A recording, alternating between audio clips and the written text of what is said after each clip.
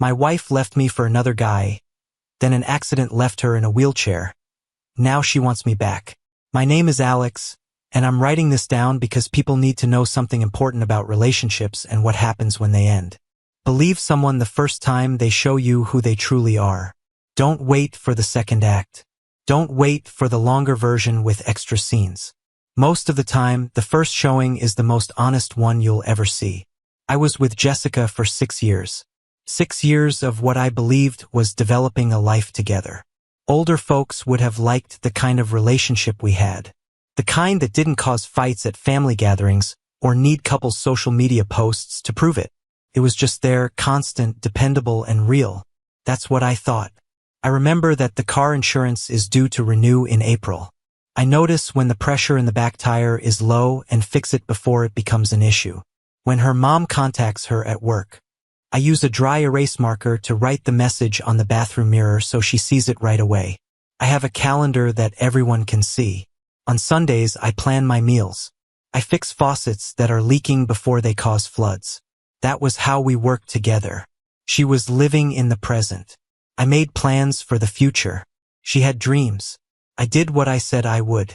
She forgot her passwords. I stored them all in a file that was encrypted. It did what it was supposed to do. I thought it worked, at least. She used to say that she appreciated how I planned everything and how she never had to worry since I was always thinking ahead. She'd come home from work anxious about deadlines, and dinner would be ready. There was nothing on Instagram, just genuine food that was the proper temperature. She'd sit down and let out a long breath like she'd been holding it all day. She would say, "You're the best," with a tired smile. I thought it meant something. Now that I've been burnt, I can see all the indications I missed. Or maybe I didn't pay attention to them. I guess I just choose to think they meant something else. She began going to the gym at strange times. Not always strange, like every Tuesday at 7. Randomly strange, like sometimes in the morning, sometimes late at night, sometimes not at all for days, and then 3 times in one day. She got new clothes to work out in. She started to care about how she looked before going to the gym instead of after. Put on some cosmetics before you lift weights. Who does that? She put her phone down on every surface, making it feel like it was part of her hand. Turned off notifications. She'd sit across from me at dinner and her phone would buzz.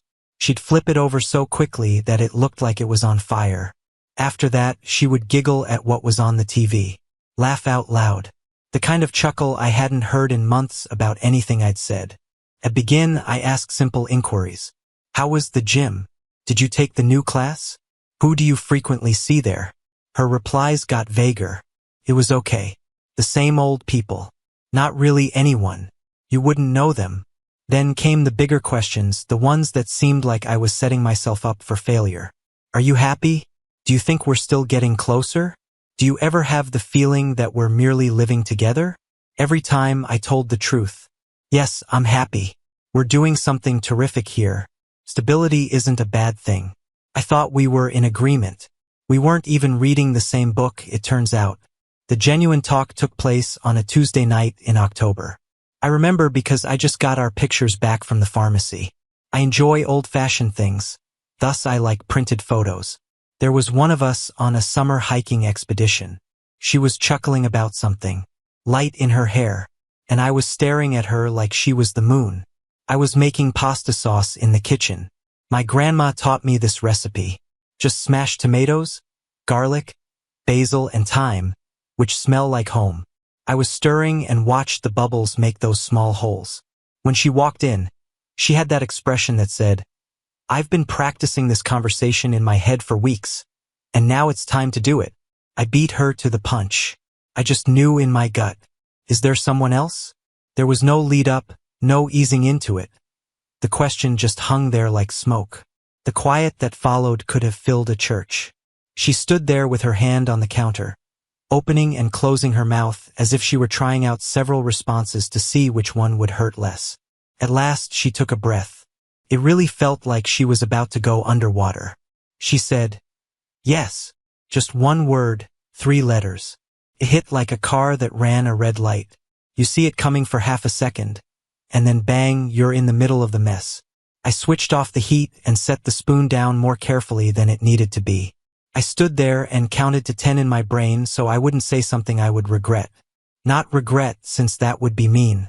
Regret, since it would give her something to use against her later. For how long? My voice was steady. I was shocked too. For around 2 months. 2 months. No mistakes made while drunk at the business party. She admitted it right away without a moment of weakness. 2 months of constant lies.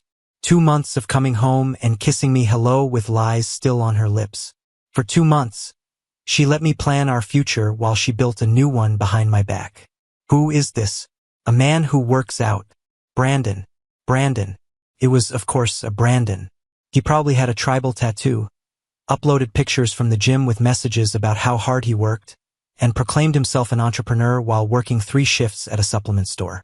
I informed her that she needed to make a choice immediately away. I won't do the pick-me dance. I'm not trying to win my own wife. You either want this marriage or you don't. I won't be your backup plan while you try out someone else. She began to cry. The lovely form of crying where the tears just fall down and the nose doesn't run. The kind that is designed to make men give up. I didn't move. I suppose I need to leave, she replied between her tears. I need some time to think things through.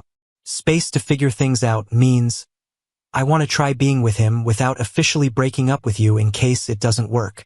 I know what I'm doing. Then I told him to go. But he should know that as soon as he leaves, we're done. Not taking a break. Not being able to figure things out. Finished.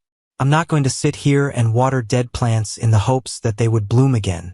She looked at me like she was ready for me to fight, beg, threaten, or swear to change. The problem was that I didn't have anything to change. I didn't cheat. I didn't lie. I didn't break the promises we made. Yes, she did.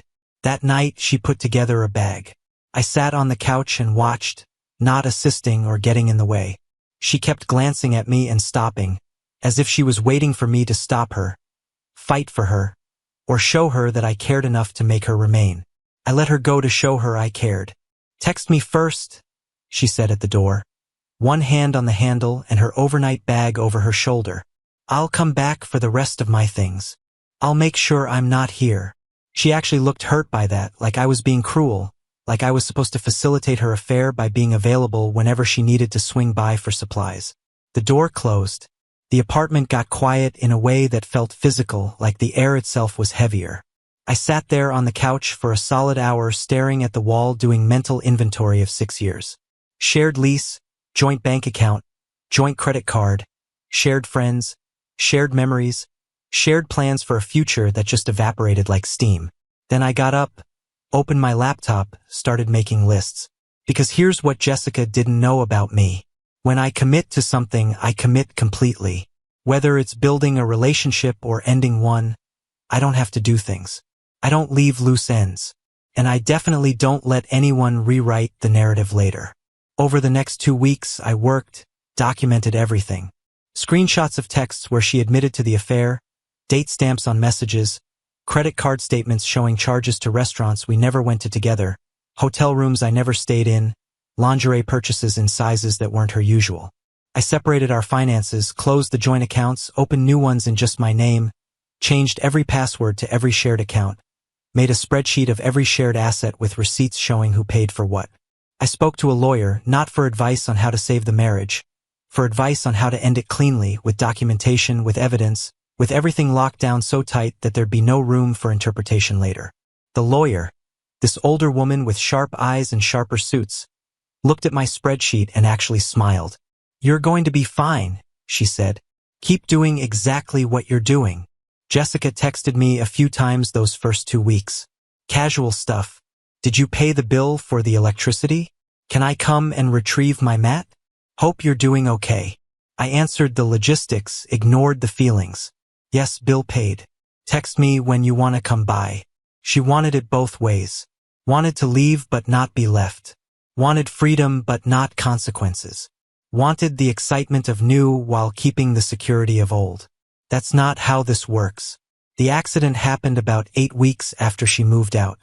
I found out through Oscar, a mutual friend who still thought we might reconcile. He sent me a text at 11:47 p.m. on a Thursday. Did you hear about Jessica? My stomach dropped for half a second before I remembered I didn't have to care anymore. No. What happened? Bad car accident. Brandon was driving. He didn't make it. Jessica's in the hospital. Thought you should know. I read it 3 times. Brandon was dead. Jessica was hurt. And I felt absolutely nothing. Not satisfaction. Not sadness. Not even relief. Just this blank space where a reaction should have been. I didn't go to the hospital. Her mother called me at 2 o'clock in the morning, crying so hard I could barely understand her. Jessica was asking for me. She needed me. I was still her husband legally. Please, would I come? I'm sorry about the accident. I told her, I really am, but I'm not her husband in any way that matters. She made sure of that when she left. She needs you, Alex. She's in a wheelchair. She can't walk. She's going to need help. She has family. She has friends. She doesn't have me. Not anymore. Her mother called me heartless. Called me cruel. Said I'd regret this someday. Maybe I would, but I doubted it. I hung up, turned my phone off, went to bed, stared at the ceiling for 3 hours, but didn't call back. The information came in pieces over the following weeks. Through Oscar Mosley, he'd text me updates like I'd asked for them. Through other friends who thought they were being helpful through social media posts I hadn't blocked yet because I was documenting everything. Screenshots, dates, times, evidence that she'd moved on, built a life without me, right up until that life shattered. Brandon died on impact. Engine crushed the driver's side of his car when they hit a median going 60 in a 45 zone. Reports said it was raining, that the road was slick, that he lost control. His mother later claimed he was distracted by his phone, by a message. People implied it might have been from Jessica. Jessica had spinal injuries. L1 and L2 vertebrae fractured. Nerve damage they couldn't fully assess until swelling went down. The doctors gave her the speech, the one where they list percentages and use words like potential and possible. And with intensive therapy, they said she might walk again with months of physical therapy. The right specialists, time and luck. They also said she might not, that she might need the wheelchair permanently, that her life was going to be divided into before and after. She was in the hospital for 2 weeks, surgeries, assessments, pain management, learning how to exist in a body that didn't work the way it used to, then a rehab facility for another month. One of those places that smell like industrial cleaner and unfulfilled promises. She learned to transfer from bed to chair, how to navigate doorways, how to accept help from strangers, because pride is a luxury disabled people can't always afford. Then she went to stay with her mother because Brandon's apartment was a 3rd-floor walk-up with no elevator because all the excitement and adventure he'd promised her came with stairs she couldn't climb anymore. I heard all of this secondhand. I didn't call, didn't visit, didn't send flowers or cards or thoughts and prayers. Her mother's friends would see me at the grocery store and make pointed comments about compassion and Christian duty and how marriage meant in sickness and in health. I'd remind them that Jessica had already left the marriage, that you can't invoke vows you've already broken, that my compassion didn't extend to being someone's emotional support ex-husband. They'd walk away muttering about my cold heart. I'd finish my shopping and go home to my quiet apartment where nobody was lying to me. Some people thought I was a monster for that. They'd corner me at the grocery store or at the gym I'd switch to on the other side of town. How could you abandon her when she needs you most? Don't you have any compassion? What happened to in sickness and in health? I'd look at them very calmly and say, she didn't need me when she was healthy. She doesn't get to need me now that she's not. That usually ended the conversation. About 3 months after the accident, I got a text from Jessica's number. Not her mother this time. Her. Alex, I need to talk to you. Please, just coffee. I know I don't deserve it, but please. I stared at that message for a full day. Didn't respond.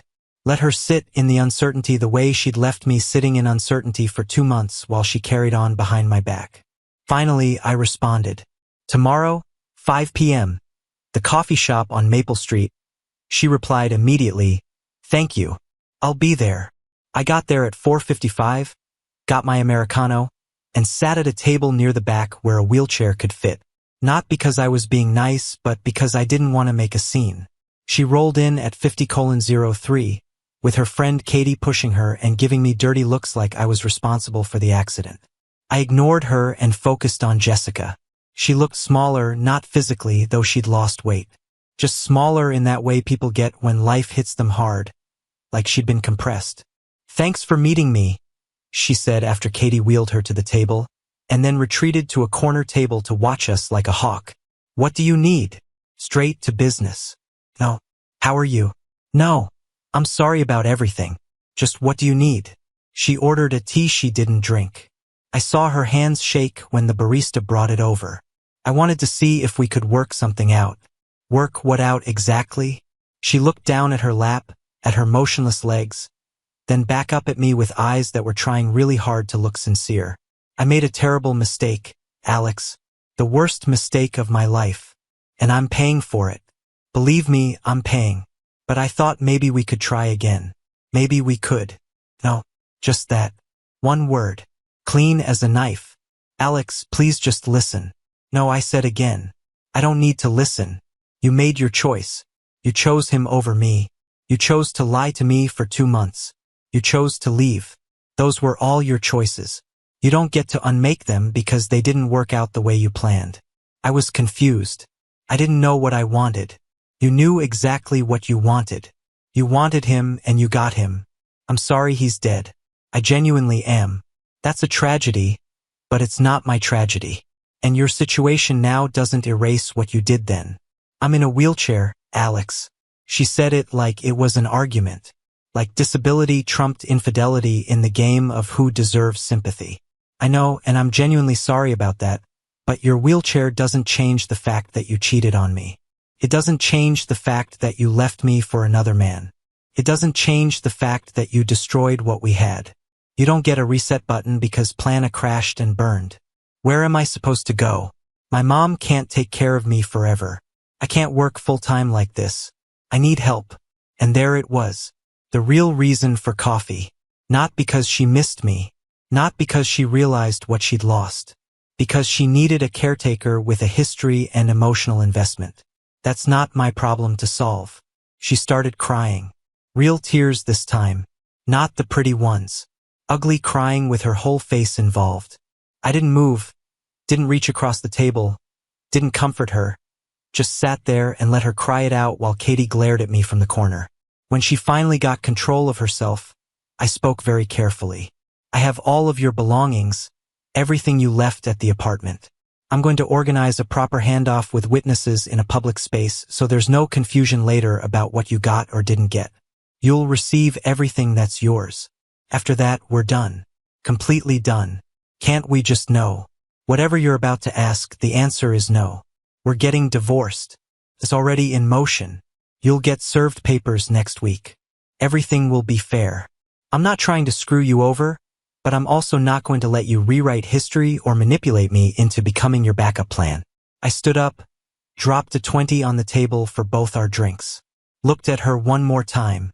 "You wanted freedom. You've got it. Now you get to figure out what to do with it." I walked out. Didn't look back.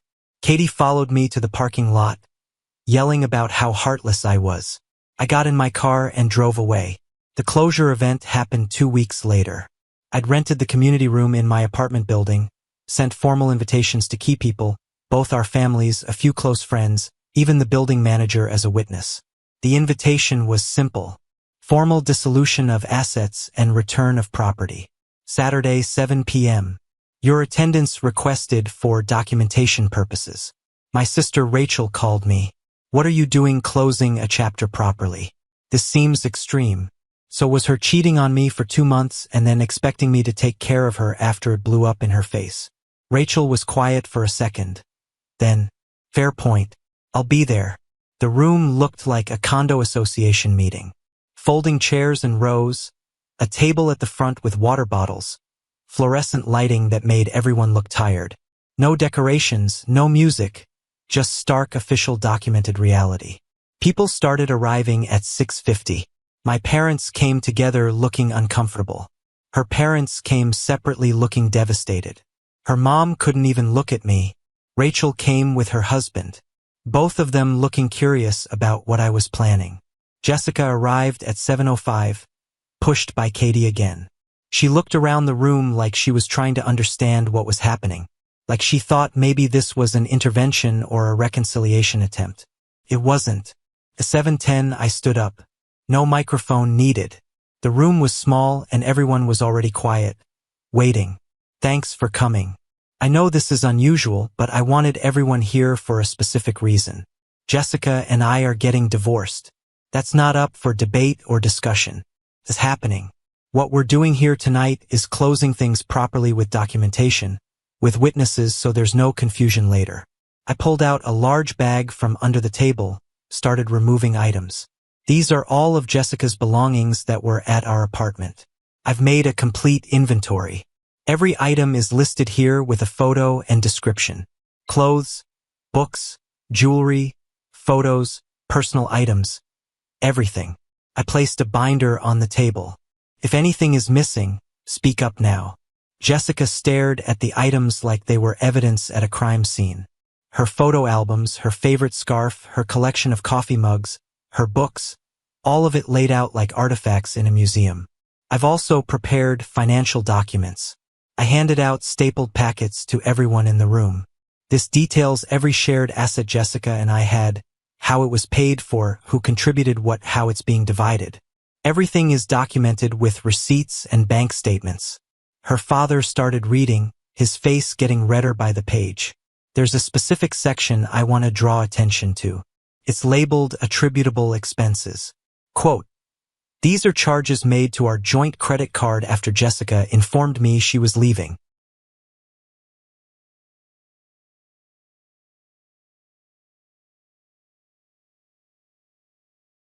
Hotel stays with Brandon, dinners, concert tickets, a weekend trip to the coast, all charged to our shared account while she was actively in a relationship with another man." The room got very quiet. I'm not bringing this up to shame anyone. I'm bringing it up for clarity. These expenses had nothing to do with our marriage or our household. They were personal consumption related to her affair. The total comes to $3,200. I'm requesting through the divorce proceedings that Jessica assume responsibility for these charges. That's fair. That's documented. That's final. Her mother stood up. "How dare you?" "Mom, sit down," Jessica said quietly. Her mother sat shaking with either rage or grief or both. I continued. "I've also removed Jessica as my emergency contact from all medical, legal, and financial documents. I've notified our insurance companies, our bank, our utility providers. I've closed joint accounts. I've separated everything that can be separated. What can't be immediately separated? I'll continue paying for 3 months to give Jessica time to transition. After that, she's on her own." I pulled out another document. This was the hardest part, but it had to be done. I want to read something. Not to be cruel, but so everyone understands why there's no going back. I opened my phone, started reading from screenshots. Text message from Jessica, May 14th. "I need to tell you something. There's someone else. I'm sorry." Text message from Jessica, May 15th. "I'm staying at Brandon's tonight. I need space to think." Email from Jessica, May 20th. "I'm moving in with Brandon. I'll come get my things when you're not there." Her mother was crying now. Her father looked like he'd aged 10 years and 10 minutes. I'm not reading these to embarrass Jessica. I'm reading them so everyone in this room understands that I didn't abandon her. She left me. She chose someone else. She ended our marriage. What happened after that? The accident, her injuries. None of that changes the fact that she made a choice to leave. I closed my phone, looked directly at Jessica. "I don't hate you. I don't wish you harm. I hope you build a good life, but I can't be part of that life. You made sure of that when you left. This isn't revenge. This is consequences. Fair, documented, legal consequences." I sat down. The room was silent except for the hum of the fluorescent lights and someone's stomach growling. The building manager, Mrs. Chun, stood up. "I just want to say that this is one of the most professional and clear property dissolutions I've witnessed in 30 years of managing this building. Everything is documented. Everything is fair. I'll be providing my signature as a witness to these proceedings." People started to leave slowly, awkwardly. like they'd witnessed something uncomfortable but necessary. My parents hugged me on the way out. My dad whispered, "You did the right thing." Rachel lingered, waited until almost everyone was gone, then came up to me. "You really thought this through," she said. "I think everything through. You know that." She looks destroyed. She destroyed herself. I just refused to clean up the mess. Jessica was still sitting there. Katie beside her, both of them looking shell-shocked. I walked over, knelt down so I was eye level with her. "You get 3 months of covered services.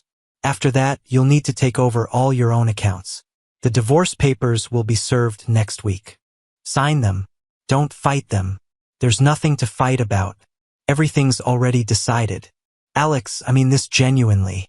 I hope you find happiness. But you're not going to find it with me. You gave that up when you left. The wheelchair doesn't change that.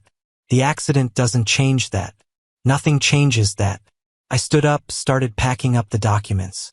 "One more thing," I said without looking at her. "Don't contact me anymore. No texts, no calls, no emails. If there's something legal that requires communication, go through lawyers. Otherwise, we're done talking. This was closure. That's it." I left the community room, went upstairs to my apartment, made dinner, ate it, watched something on TV, went to bed. Normal life without drama. Without guilt. Just life. The divorce proceedings were clean. My lawyer had everything documented perfectly. Jessica's lawyer tried to argue for alimony based on her disability. My lawyer pulled out the evidence of adultery, and the judge shut it down immediately. Divorce granted on grounds of fault. Assets divided according to documentation. No alimony. Attributable expenses assigned to the respondent with payment plan options. Case closed. The gavel came down. 6 years over and 15 minutes of legal procedure. Outside the courthouse, I saw Jessica struggling with the wheelchair on a curb. Katie had already left. Jessica was alone trying to figure out how to get down without tipping forward. I walked over not to help, just to end this properly. "You need help?" "I can manage," she said, voice tight with pride or stubbornness or both. "Good. Because this is the last time I'm going to be near you. The divorce is final. The debts are assigned. Everything's closed. Move on with your life, Jessica. Far away from mine." "I really am sorry," she said quietly. "I know, but sorry doesn't fix anything. It just makes you feel better about what you broke." I walked to my car, drove home, and I didn't think about her again. Not in the way that mattered. Weeks turned into months. Life continued in that way it does when you finally stop waiting for something to change. I got a promotion at work. My boss, who knew some of what I'd been through because everyone in a small company knows everything, pulled me aside after the announcement. "You've been more focused than ever," he said. "Whatever you're doing, keep doing it." What I was doing was simple. I was living without having to manage someone else's chaos. Without having to wonder if today would be the day she came clean about something else she'd been hiding. Without having to calculate the emotional cost of every conversation. I started running on Sunday mornings, something I'd always said I'd do, but never got around to because Jessica thought it was boring. Thought I should do more exciting workouts. Rock climbing, CrossFit, something with a community aspect where we could make couple friends. Turns out I like boring. I like running the same route every week, seeing the same people walking their dogs, watching the seasons change through the same trees. Boring is peaceful. Boring is predictable. Boring means nothing is waiting to explode. I adopted a dog from the shelter, a 3-year-old mutt named Duke with one floppy ear, brown spots on white fur, and absolutely zero behavioral issues. The shelter volunteer seemed almost apologetic about him. "He's not a puppy," she said. "He's not a purebred. He's just a great dog." Great. I told them that's exactly what I need. Duke and I were on the same page. He didn't need to be entertained all the time. They didn't need me to show how much I cared with big gestures. Just needed to eat at the same time every day. Walks on time. Someone who came. I could do that. I worked on the kitchen for 3 weekends to make it look better. Tore out the old cabinets that Jessica had spent hours picking out. The ones that were usually a little too dark for the room. Put in new ones in a light wood that made the space feel bigger, cleaner, and more like my. Instead of the fancy coffee maker she wanted that broke every 2 months, she got one that worked. I learned how to prepare my grandma's sauce better than I ever had before. Since I had time and since I wasn't cooking for someone who would complain about the garlic ratio, I started going to a new gym on the east side of town where no one knew me, Jessica or Brandon. No one looked at me with pity, which made me feel like a tragedy. In that tone, no one inquired how I was actually doing, which suggested they wanted to know more. They just worked out. I was quite grateful for that. The conversation started by mistake. I was in a community center helping my neighbor's youngster with a school project about money. The center director heard me talk about budgeting and asked if I would want to teach a class. I said yes without giving it any thought. There were about 12 people at the initial talk. I went over the essentials: how to keep your money separate, how to keep track of your spending, and how to get ready for the unexpected. In the end, a woman raised her hand. What if you're splitting up your money because of a divorce? There was silence in the room. People are suddenly highly interested in what I said. I said the same rules apply. In fact, they are more vital. Keep a record of everything. Keep track of things. Don't think the other person will be honest or fair. First, take care of yourself. 3 people came up to me after the session and told me their personal divorce tales. Some were messy, some cost a lot of money, and some didn't keep any records and were paying for it. I began giving more speeches, first once a month and later twice a month. Setting limits, being financially literate, and how to finish things the right way. People continued asking about different things, thus the themes changed. Someone asked the question directly during one of the sessions. What if the other person tries to come back? What if they admit they were wrong? I thought about Jessica, recalling that meeting at the coffee shop when she said she needed me. You give people closure, not a return. I argued that closure involves being clear, giving back their things, ending financial links, stating your choice once, and then sticking to it. It's not about punishing. It's about keeping yourself safe from someone who has already proved that they will choose something else when it looks better. Oh, but what if they're having a hard time? What if they actually do need help? You can assist people find things without being one of those things. Being courteous and being available are not the same thing. You can suggest therapy, support groups, disability services, or relatives to someone, but you don't have to be there for them emotionally after they broke your trust. People began to recognize that the conversations were honest, useful, and didn't make anyone feel guilty about being kind or giving people second opportunities. They were just clear-eyed evaluations of what healthy boundaries look like. People heard about it. I was asked to give a bigger lecture at the community college. There were 75 persons there. I utilized slides, case studies with changed identifying details, an entire section on documentation tactics, how to take pictures of things before giving them back, how to do a witness property exchange, and how to delete shared accounts without missing anything. And then I met Inz. She was at a coffee shop typing quickly on a laptop while sitting on a bunch of notepads with shorthand that I couldn't read.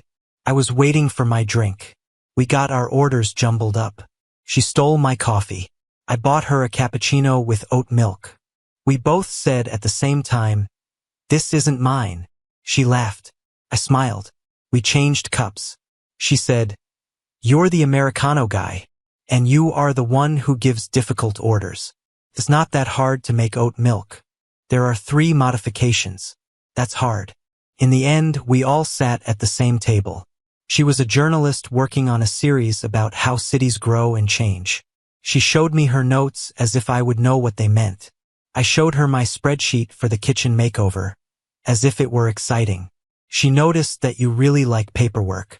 I really prefer being clear about where I stand. She didn't push, even though it was a bad experience. I liked that too. We started meeting there on purpose. After that, we had supper, then a movie, and then dinner again. I informed her about Jessica on the 3rd date because I think it's important to be honest. She left me for someone else after cheating on me. She ended up in a wheelchair after he perished in a vehicle accident. She tried to return. I said no. Enz thought about the fact while she ate her pasta. She finally put her fork down. "Did you adore her?" "Yes." "Do you now?" "No." "Okay. Because I don't like things that are hard." "I don't either. Not anymore. That was 8 months ago. We're good." Not in a big manner. In that monotonous, dependable, and predictable way that I've come to appreciate. She has her own place. I have my. We meet 3 or 4 times a week. We talk to each other every day. We make plans and stick to them. It's good. Jessica tried to get in touch a couple more times throughout the months. Messages I didn't read. I erased emails without opening them. I got a handwritten note at my flat, but I threw it away without opening it. I wasn't being mean. I was being honest. She couldn't be a part of my life anymore. Not at all. The door was closed, locked, and the key was melted. People still question me about it from time to time. Most of the time, those who don't know the whole story. They hear that a woman in a wheelchair got divorced from her husband. And they jump to conclusions. Have you heard about Alex's ex-wife? He left her when she was disabled. When I hear it gently but firmly, I correct the record. She left me for another man, moved out, and then moved in with him. He perished in an accident that hurt her as well. Then she tried to come back, but I said no. I didn't leave anyone behind. I just wouldn't let myself be a backup plan. After then, most people stopped talking. Some folks still think I should have done something. That kindness should come before betrayal. That incapacity makes cheating go away. I don't agree. I ran into Jessica at the grocery store last month. She was alone and moving slowly through the aisles in her wheelchair. She looked better than she had during the coffee shop meeting. She was more confident and self-sufficient. She noticed me. We looked at each other across the produce aisle. I thought for a second that she might roll over, talk to each other. One more time. No, she didn't. She only nodded once. I nodded back, and we each went our own way around the store, buying things for our own lives. That's how it should be. A few days later, Rachel called me. I saw Jessica at the supermarket. She looked fine. That's great. She informed me she obtained a job doing data entry from home. It's not a lot, but it's something. I'm happy she's getting it. She also mentioned she doesn't hold you responsible anymore. I was quiet for a while. I never needed her to not blame me. I knew I hadn't done anything wrong. She understands that now as well. I think that's excellent for her. We discussed about more than that. Rachel's kids, fixing up my kitchen, and other everyday activities. We both closed the Jessica chapter. Hey guys! We're almost at 1,000 subscribers on our channel. Please think about subscribing if you haven't already. It really helps to reach the 1,000 threshold. Thanks for making this dream come true.